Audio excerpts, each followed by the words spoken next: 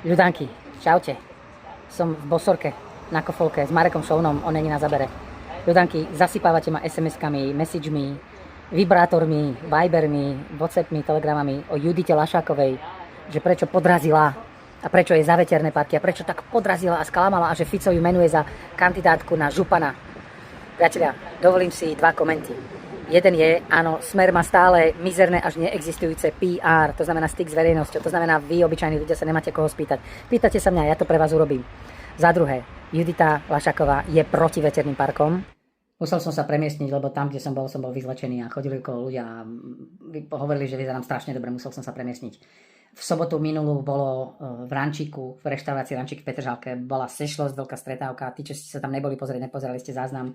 Je pre mňa teraz zbytočné vám ten 4-hodinový rozhovor vysvetľovať, že prečo je proti veterným parkom a čo preto mieni robiť. Minimálne sa ukázala, minimálne si pani europoslankyňa Lašáková našla čas, išla medzi ľudí. To je pre mňa podstatné. Čo s tým ďalej budeme robiť? Budeme sa snažiť na tom pracovať a komunikovať, ale minimálne Judita išla medzi ľudí, našla si čas.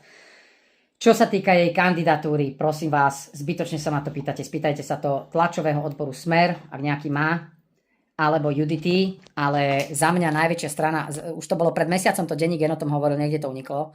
Ja som rád, že ide Judita kandidovať. Za županku bola by skvelá županka, lepšia než Majerský.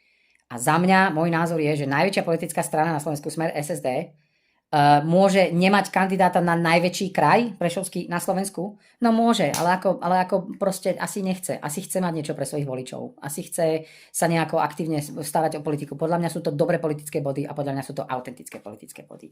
Ja som za seba rád, že tam Judita ide kandidovať. Asi keby som býval v Prešove, tak ju určite, nie asi, ale určite volím. Nebývam v Prešove, viem v Bratislave.